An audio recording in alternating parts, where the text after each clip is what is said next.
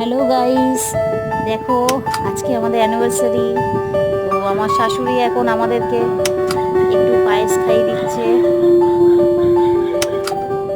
আজকে আমাদের জয় মঙ্গলবার, সেটা নিয়ে একটু ডাউট ছিল। জ্যৈষ্ঠ মাসের প্রথম মঙ্গলবার, তো খাবো না বলছিলাম।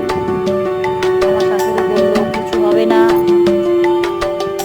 এটা গোবিন্দভোগ চালের পায়েস, এটা শ্রীকৃষ্ণকে দেওয়া হয়।